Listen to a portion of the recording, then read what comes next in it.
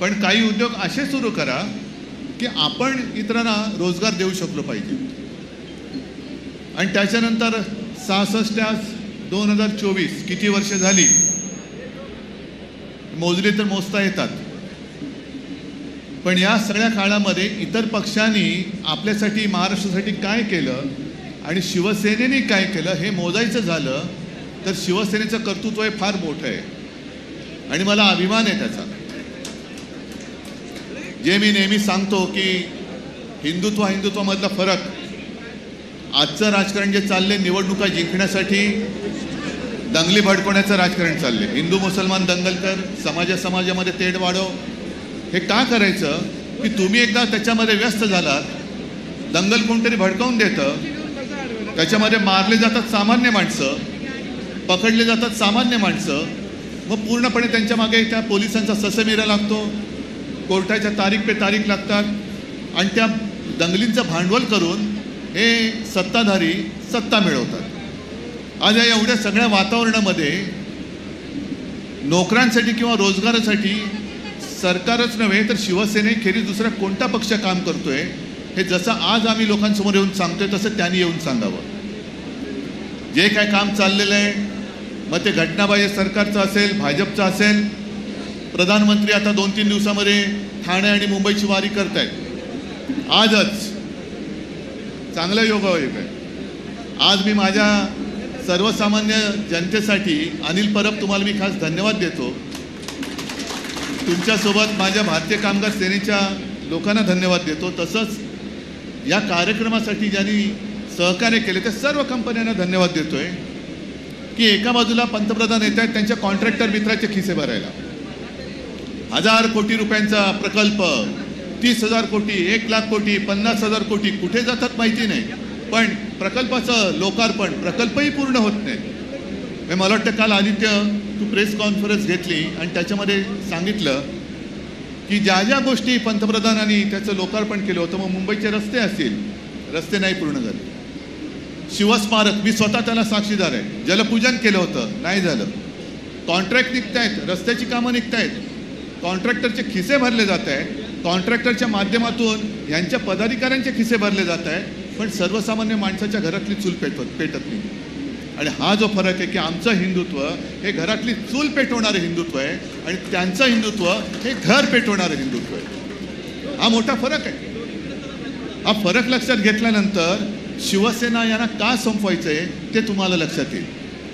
आज जास्त बोलण्याची गरज नाही, कारण ज्या वेळेला काम बोलत असतं तेव्हा आपण बोलायची गरज नसते। आज माझ्या शिवसेनेचं काम बोलतंय आणि ही जी आपली आता सुरुवात झालेली आहे, सुरुवात तशी खूप पूर्वीच झाली। जसं अरविंद सावंत, तुम्ही आता भारतीय कामगार सेनेचे किती पहिले दत्ताजी, मग रमाकांत मोरे, सूर्यकांत महाडिक, त्याच्यानंतर आता म्हणजे भारतीय कामगार सेना आहे, स्थानीय लोकाधिकार समिती आहे, हजारो लाखो युवकांना आणि युवतींना कंपन्यांमध्ये आणि ऑफिसेसमध्ये शिवसेनेमुळे रोजगार उपलब्ध झाला। आणि आज मी या रोजगार मेळाव्याच्या निमित्ताने एक सांगतो की मधल्या काळात काही जाहिराती आल्या होत्या, मराठी माणसांना इथे नो एंट्री, असा बोर्ड ज्या दारावर लागेल ते दार तोडून फोडून मराठी माणूस आत घुसल्याशिवाय राहणार नाही, त्याचं हे एक सुरुवात आहे। लावूनच दाखवा तुम्ही बोर्ड की इकडे मराठी माणसाला एंट्री नाही म्हणून। हे प्रत्येक राज्यामध्ये प्रत्येक भूमिपुत्राचा माना राखला गेलाच पाहिजे। नोकऱ्यांचा पत्ता नसताना नुसतं योजनांच्या गोष्टींनी लोकांची पोटं नाही भरत, योजना अंमलात आल्या पाहिजे। आणि आजपर्यंत गेल्या 2.5 वर्षात गद्दारी करून आणि सरकार पाडल्यानंतर एक तरी मोठा प्रकल्प सुरू झाले का तुम्ही सांगा? कोणताच नाही। उलटा आपण जे काही प्रकल्प आणले होते अर्धेवाटेत होते, सामंजस्य करार झाले होते, पण यांनी गद्दारी केल्यानंतर जी अस्थिरता माजली त्या अस्थिरतेमुळे कोणी गुंतवणूकदार आज आपल्या राज्यात यायला तयार नाही। हे भीषण असलं तर राज्याचं वास्तव आहे, हे वास्तव आहे। पण आता ठीक आहे, जेमतेम महिना 1.5 महिना राहिलेला आहे। मोदीजी आपण येत आहात, आपल्याला जेवढी फिती कापायची तेवढ्या फित्या कापा, त्याच्यानंतर येणाऱ्या विधानसभा निवडणुकीत जनता तुमच्या पक्षाला आणि तुमच्या सगळ्या गद्दार मित्रांना जागा दाखवल्याशिवाय राहणार नाही। आणि आज जसं आपण या सगळ्या तरुण तरुणींना रोजगार देतोय एक दीड महिन्यानंतर हे सरकारमध्ये बसलेले सगळे गद्दार बेकार होणार आहेत. पण अनिल त्यांना नोकऱ्या द्यायच्या नाही, आपल्याकडेच येतील. नोकऱ्या द्या, नोकऱ्या द्या. आम्ही काहीच केलं नाही, रोजगारच उद्योगच आणले नाही, आम्हालाच उद्योग नाही, तुम्ही द्या. देणार नाही. आजच सांगतो, एकाही गद्दाराला मी रोजगार देणार नाही, अजिबात देणार नाही. आणि तुम्ही आज जे काय प्रकल्पांच्या नावाखाली माझ्या राज्याला लुटतात, 1 महिन्यानंतर आमचं सरकार आल्यानंतर तुमच्या लुटीचा हिशोब मांडल्याशिवाय आम्ही राहणार नाही, एवढं लक्षात ठेवा. असो, ही काही राजकीय सभा नाही, पण राजकारणाशिवाय आयुष्य नाही आहे. प्रत्येकाच्या आयुष्यामध्ये राजकारण असतंच. आज ज्यांना ज्यांना रोजगाराची किंवा नोकरीची संधी मिळणार आहे आणि मिळालेली आहे, त्यांना त्यांचं सगळ्यांचं अभिनंदन करतो. पण आदित्य, जसं तू सांगितलंस की लोकसंख्या आपली वाढते, जगातला सगळ्यात लोकसंख्येमध्ये नंबर 1चा देश आपला झालेला आहे, पण बेकारांमध्ये सुद्धा कदाचित नंबर 1 असेल.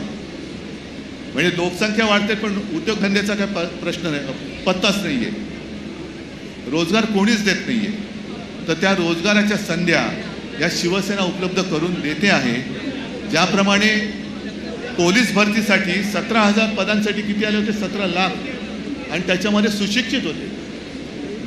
तशीच एक दुसरी बातमी वाचली की सफाई कामगारांच्या नोकरीसाठी जवळपास 46,000, त्याच्यात सुद्धा कितीतरी पदवीधर होते, त्याच्यातही पदवीधर होते, त्यांनी अर्ज केला होता.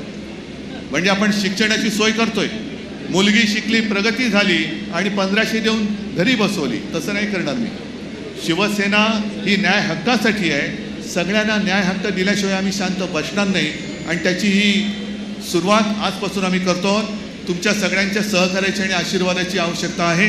हे एक जे आम्ही वाण घेतलेलं आहे, त्याच्यासाठी सगळ्यांचा आशीर्वाद पाहिजे आणि तो आशीर्वाद कायम राहील अशीच अपेक्षा व्यक्त करतो.